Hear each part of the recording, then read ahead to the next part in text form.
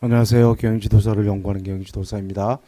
2018년도 소비자 행동론 기출문제 논술은 고전적 조건화 그리고 중거 집단의 영향력, 약술은 요커스도 순법칙, 지각적 범주어와 지각적 추론, 태도의 기능 그리고 저관여 학습 이론 단순 노출 효과 이렇게 문제가 출제가 됐습니다.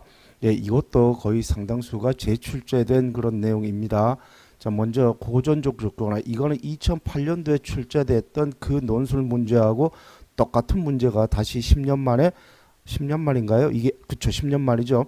10년 만에 다시 재출제된 겁니다. 고전적 조건화의 행동적 학습의 대표적 유형이죠. 김연아가 밀크커피 광고를 하면 김연아에 대한 호감이 밀크커피로 전이 되어 나중에 밀크커피만 봐도 호감적 태도가 형성된다. 이게 고전적 조건의 핵심입니다. 형성 조건은 이렇게 돼요.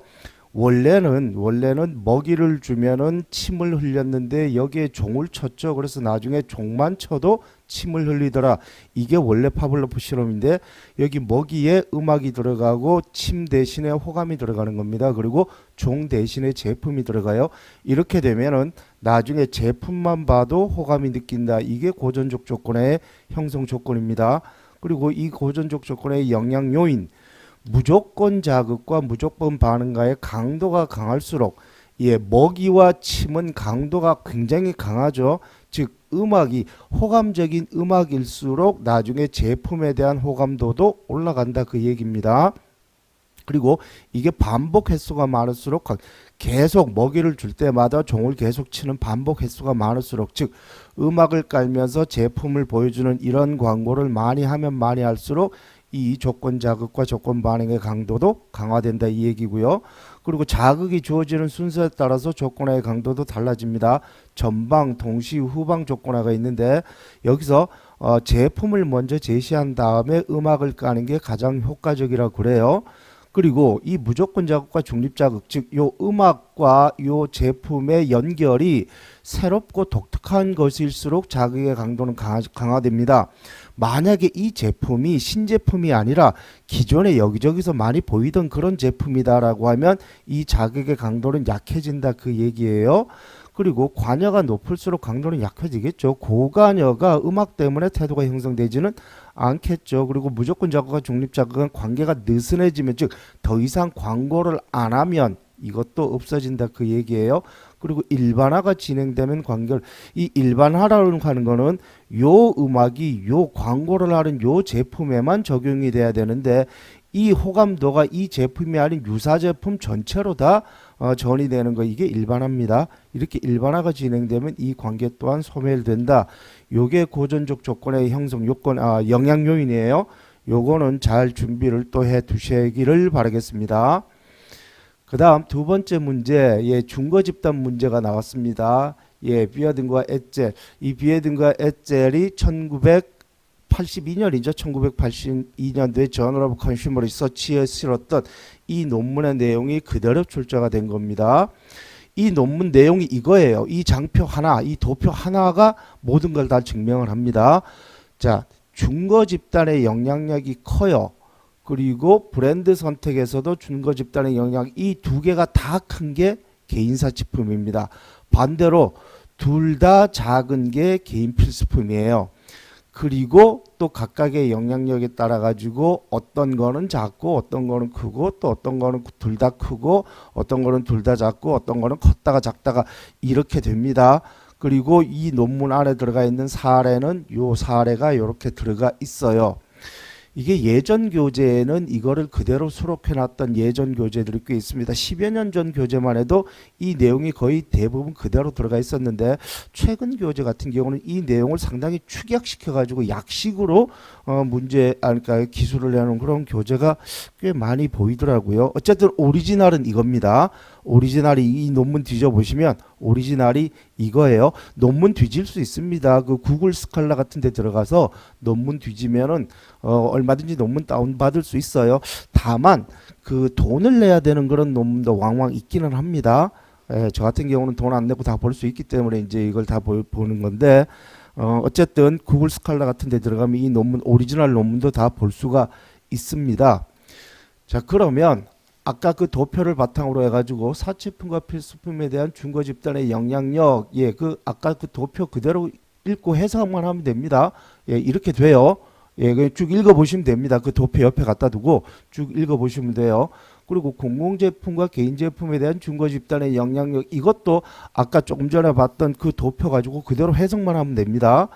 네 가지 제품 유형별로 제품 구매와 브랜드 선택 관점에서 준거 집단의 영향력, 예, 이것도 아까 그 도표에 나와 있는 그 내용 그대로 쭉 해석하면 됩니다. 예, 제품 선택에서는 이렇게 되고요. 브랜드 선택에서는 이렇게 돼요. 그 도표에 있는 내용 그대로 서술한 겁니다. 일일이 읽지는 않고요. 그 도표 옆에 갖다 놓고 쭉 보면 매나 이런 내용입니다. 그래서 결론적으로 공공사치품, 개인사치품, 공공필수품, 그리고 개인필수품의 순서로 준거 집단의 영향력이 크다 이렇게 나와 있어요. 참고로 그 논문 보면은 그 준거 집단의 영향적 중에서도 이 각각의 제품들이 정보적 영향이 강하냐, 실용적 영향이 강하냐, 아니면은 가치 표현적 영향력이 강하냐, 그런 내용까지도 그 논문 안에 들어가 있습니다. 혹시 추가로 더 알고 싶으신 분은 그 논문을 보시면 이 각각의 제품별로 실용적 영향, 정보적 영향, 그 가치 표현적 영향이 각각 어떻게 달라지는 것까지 세밀하게 보실 수가 있습니다. 그런데 뭐 거기까지는 안 보셔도 될 것 같아요. 그 나중에 관심 있는 분들만 한번 봐 보시기를 바라고요. 그 다음에 이제 요커스-도슨 법칙이 문제가 출제가 됐습니다. 예, 환기라고 하는 거는 선택적 자극을 처리하기에 유발되는 심리적인 긴장 상태를 환기라고 한다. 자, 여기 그 교재 보면 이런 사례가 들어가 있습니다. 매장에 처음 손님이 들어갔을 때 주위의 범위는 넓어요. 처음 들어간 게 이제 1번 단계입니다. 주위의 범위는 넓다 보니까 이것저것 많이 들다보고 하겠죠. 반면에 환기 수준은 낮습니다. 그러니까 심리적인 긴장 상태는 낮아요.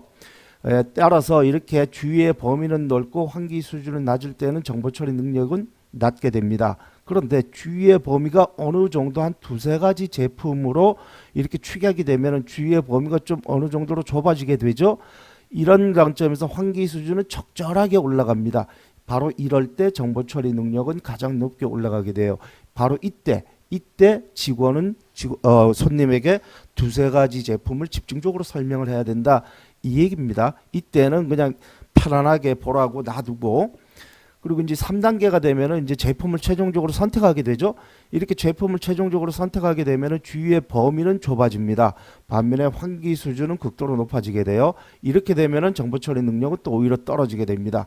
이때는 더 이상 제품을 설명하지 말고 결제 방법이라든가 AS 등을 설명하는 게 좋다. 이게 요커스-도슨 법칙이에요. 예, 요커스-도슨 법칙이 아주 오래전에 나온 건데 아직까지도 쓰여져는 있습니다. 소비자행동론 교재에 아직까지 쓰여져 있기 때문에 그래서 아마 이게 2018년도 문제로 출제가 된 게 아닌가. 다음에 재출제될 가능성은 좀 개인적으로는 조금 낮다라고 보여져요. 뭐 그렇게 중요한 내용은 아니다 보니까 좀 낮은 것 같고요. 그 다음에 이제 지각적 범주와 지각적 추론이 출제가 됐습니다. 이 지각적 추론은 2008년에도 출제가 됐어요. 참고로 여타 교재에는 이 내용이 없는데 라서나 교재는 아직도 이 유형을 적어놓고 있습니다. 범주화의 유형에는 수준에 의한 범주화가 있고 연상에 의한 범주화, 일반화에 의한 범주화가 있다. 수준은 가격, 크기, 품격 등의 수준에 따라서, 그러니까 벤츠는 고급차, 아반떼는 중소형차, 이렇게 수준에 따라서 이제 범주화를 나누는 게 수준에 의한 범주화죠. 그리고 일부를 가지고 전체를 연상한다. 그래서 라서나 교재는요, 그 노란색 통 속에 들어가 있는 세제가 레몬 주스인 줄 알고 마셨다가 탈났다, 이런 사례가 들어가 있습니다. 그리고 이제 기존의 유사한 정보를 바탕으로 새로운 정보를 범주화. 고래는 바다에서 사니까 물고기로 분류를 한다. 이게 일반화에 의한 범주화예요. 고래는 물고기가 아니죠. 고래는 포유동물입니다. 그런데 물에 산다고 물고기다라고 하는 게 일반화에 의한 범주화다라고 해석을 해놓고 있고요. 그 다음에 이제 지각적 추론, 요 지각적 추론도요, 여타의 교재에는 유형을 적어놓진 않았는데, 요 라서나 교재는 평가적 추론, 유사성 추론, 상관관계적 추론, 그래서 이 세 가지 유형을 적어놓고 있습니다. 평가적 추론에는 후광 효과가 있고 상관관계적 추론에는 가격 품질 현상이 있다. 그리고 이 주각적 추론에 의해서 형성되는 신념이나 태도를 추론적 신념이라 그런다. 포르쉐는 고급 승용차이기 때문에 포르쉐 만년필도 고급일 거다라고 추론하는 게 이게 추론적 신념입니다. 이거는 굉장히 일단 형성되고 나면 강력하고 지속적으로 유지되는 그런 경향을 보인다고 합니다. 지각적 범주와 지각적 추론받고 이외에도요 지각적 방어라는 것도 좀 정리를 해놓고 있어야 됩니다. 그리고 카츠가 얘기한 가치의 내용이 무엇이냐? 첫 번째, 고충격 기능이 있다, 가치 표현 기능이 있다, 자아 방어 기능이 있다, 지식 통합 기능이 있다. 예, 요게 카츠가 제시한 가치의 유형입니다. 태도의 기능 태도의 기능이 요 카츠가 얘기한 태도의 기능이 요 고충격 기능, 가치 표현 기능, 자아 방어 기능, 지식 통합 기능 요 네 가지 기능이 있다. 동일한 문제가 다시 재출될 가능성은 좀 희박하겠죠. 어쨌든 태도 관련된 문제는 이렇게 계속 출제가 되고 있는데 카츠의 요 내용은 글쎄 뭐 제가 판단했을 때는 이게 똑같은 내용이 다시 출제될 가능성은 조금 희박해 보입니다. 왜? 최신 교재에 이 내용이 빠져서 이것도 다 옛날 교재에 쓰여져 있던 그런 내용들입니다. 그 다음에 이제 크루그만의 저관여 학습 이론하고 자존크의 단순 노출 효과에 대해서 설명을 하라. 먼저 저관여 학습 이론 또는 수동학습 이론 또는 저관여 효과 계층 모델, 통상 수동학습 이론이라고 많이 얘기를 하는데 미디어를 통한 학습은 수동적으로 처리되기 때문에 신념이 구축되지 않죠. 그냥 아무 생각 없이 타립이 보고 있다 그 얘기입니다. 그런데 반복적으로 노출될 경우에는 옅은 수준의 인지가 형성돼 학습 효과가 발생한다는 이론이 이게 크루그만의 수동적 학습 이론이에요. 때문에 구매 상황에서 무의식적으로 제인되어 구매 행동이 일어나고 이후에 긍정적인 태도가 형성이 된다.